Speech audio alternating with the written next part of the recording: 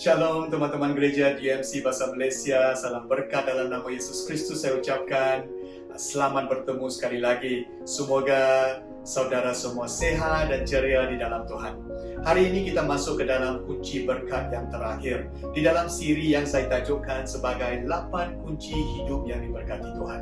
Saudara, bahagian yang terakhir ini adalah bahagian yang penting di antara semua kunci-kunci berkat. Dan kerana itu saya akan bahagikan ke dalam 2 renungan. Renungan yang pertama, saudara, ialah tentang 3 peringatan kebenaran apabila kita menghadapi penganiayaan.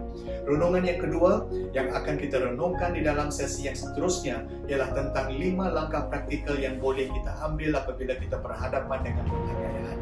Mari kita sama-sama hayati bagian firman Tuhan untuk hari ini. Matius 5:10-12. Diberkatilah mereka yang dianiaya demi kebenaran, kerana kerajaan syurga untuk mereka. Diberkatilah kamu apabila orang menghina, menganiaya, dan memfitnahmu dengan segala yang jahat kerana-Ku. Bersukacita dan bergembiralah, kerana besar ganjaranmu di syurga. Begitu jugalah para nabi zaman dahulu dianiaya. Saudara, kumpulan yang manakah yang paling teraniaya di dunia? Ya saudara, betul jawapannya, orang Kristian. International Society of Human Rights, organisasi yang bukan Kristian, membuat laporan 80% daripada semua pelanggaran kebebasan beragama di dunia hari ini ditujukan kepada orang Kristian. Wow, 2000 tahun yang lalu, saudara, orang-orang Kristian telah menjadi kumpulan yang dianiaya. Kita semua tahu semasa Empire Roma selama 300 tahun bahawa mempercayai Yesus adalah satu kelakuan ilegal atau melanggar undang-undang. Mereka dicampakkan ke dalam gelanggang untuk dimakan singa. Nero contohnya membakar orang Kristian pada ketika itu dan sebagainya. Tetapi tahukah saudara bahawa penganiayaan kepada orang Kristian yang paling teruk di dalam sejarah dunia ialah yang berlaku sekarang ini? Saudara, sejak kebangkitan Yesus 2000 tahun yang lalu, lebih kurang 70 juta orang Kristian mati dianiaya kerana Yesus Kristus. Tetapi tahukah saudara bahawa di dalam 100 tahun kebelakangan ini, the last 100 years, 35 juta orang Kristian telah mati dibunuh aniaya kerana iman mereka kepada Yesus Kristus, iaitu separuh daripada jumlah total orang yang mati sejak 2000 tahun yang lalu berlaku di dalam 100 tahun kebelakangan ini. Wow, saudara, tahukah saudara di dalam 10 minit ada 2 orang Kristian mati kerana penganiayaan di dunia ini.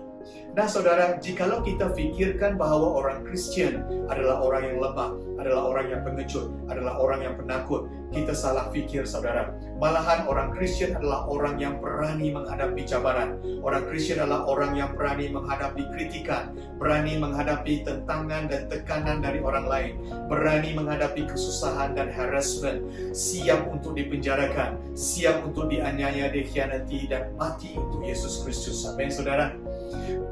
2 Timotius 3:12. Memang semua orang yang ingin hidup warak dalam Kristus Yesus akan dianiaya. Wow. Semua orang saudara, termasuk saudara dan saya yang mengikut Yesus akan dianiaya. Bukan mungkin, bukan jikalau, tetapi ini adalah kenyataan, garanti, jaminan saudara. Kita yang hidup warak dalam Kristus akan dianiaya. Jikalau kita berdiri di atas sesuatu yang benar, orang akan menentang kita. Jikalau kita mengikut firman Tuhan, kita akan dianiaya saudara. Kejahatan akan menentang kita. Dan jikalau kita mau hidup diberkati Tuhan, kita akan ditentang, diintimidasi, dihina, difitnah, dan dianiaya. Saudara, mungkin kita tidak akan mengalami penganiayaan yang mengakibatkan kita dibunuh atau diseksa. Tetapi sebagai seorang Kristian, kita tentu akan menghadapi penentangan. Di tempat kerja kita, di sekolah kita, di college kita, di perkampungan kita, di tempat perumahan kita, di marketplace kita dan sebagainya kerana kebenaran. Persoalan kita hari ini, apa yang boleh kita ingat apabila kita menghadapi penganiayaan dan tentangan? Peringatan yang pertama yang saya cadangkan ialah penganiayaan akan memberikan kita ganjaran yang berkekalan. Matius 5, 10, 12 seperti yang telah kita bacakan sebentar tadi. Kita yang dianiaya, dihina dan difitnah bukanlah tanpa sebab, saudara, tetapi kerana perbenaran. Dan kerajaan syurga adalah jaminan untuk kita, garanti untuk kita, saudara. Jadi inilah peringatan kita yang pertama. Dan peringatan kita yang kedua yang saya cadangkan ialah peringatan tentang penganiayaan akan menjadikan kita lebih seperti Yesus. Yohanes 15, 18, 20. Jika dunia membencimu, ketahuilah dunia telah membenciku terlebih dahulu. Andainya kamu milik dunia, maka dunia akan mengasihimu seperti kepunyaannya sendiri. Tetapi aku telah memilihmu, dan kamu bukan lagi milik dunia, maka itulah dunia membencimu. Ingatlah apa yang telah kukatakan kepadamu. Seorang hamba tidak lebih besar daripada tuannya. Jika mereka menganiayaku, mereka akan menganiayamu juga. Wow, saudara, jika mereka menurut kata-kataku, mereka akan menurut kata-katamu juga. Saudara, di dalam pertumbuhan rohani kita menjadi seperti Yesus, kita akan melalui apa yang Yesus lalui. Apakah ada masanya Yesus berseorangan, saudara? Kecil hati, digodai, dikhianati, dikutuk, dikeji dan dianiaya. Semua jawapannya ialah ya. Dan Yesus mengingatkan kita bahawa kita akan mengalami yang sama di dalam pertumbuhan rohani kita menjadi seperti Yesus. 1 Petrus 4:14. Sekiranya kamu dicela kerana menjadi pengikut dan mengambil nama Kristus, diberkatilah kamu kerana Roh yang mulia, yaitu Roh Allah, ada bersamamu. Wow, saudara. Jadi, saudara, apabila kita dianiaya, apabila kita dicela, apabila kita dikutuk dan ditekan, kerana kita menjadi pengikut Yesus, congratulations, saudara. Tanya, saudara, kerana inilah konfirmasi dan pujian yang akan kita terima daripada Tuhan. Kerana firman Tuhan mengatakan, kita akan diberkati. Dan Roh Allah akan bersama dengan kita. Dan inilah peringatan kita yang kedua. Dan peringatan kita yang ketiga ialah penganiayaan akan menguatkan iman kita. Inilah caranya Tuhan mendalami iman kita. Sama seperti kita menguatkan muscle kita ataupun otot kita, kan? Muscle kita menjadi kuat apabila ada resistance, ada tentangan, dan kita bersenam sampai otot menjadi sakit. Sama juga dengan iman, saudara. Iman kita akan menjadi kuat apabila kita menghadapi tentangan. Jikalau kita tidak ada tentangan di dalam hidup kita, kita tidak akan bertumbuh di dalam iman.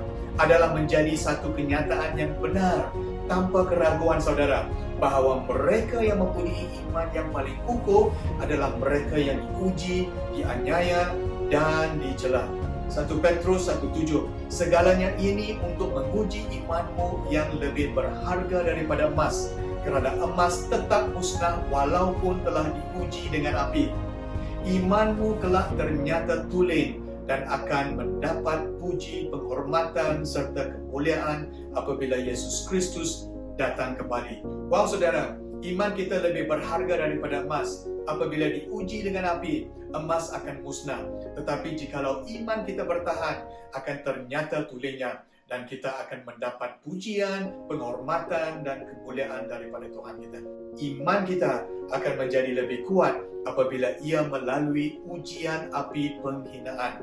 Apabila iman kita diuji dengan api penganiayaan, apabila iman kita diuji dengan api fitnah. Hari ini, marilah kita sama-sama mempersiapkan diri kita untuk menghadapi penganiayaan, saudara. Walaupun bukanlah satu yang selesa, tetapi kita harus tahu bahwa Tuhan akan menyertai kita. Amin, saudara. Mari kita berdoa. Tuhan, hari ini kami telah renungkan tentang kebenaran yang harus kita ingatkan apabila kita menghadapi penganiayaan.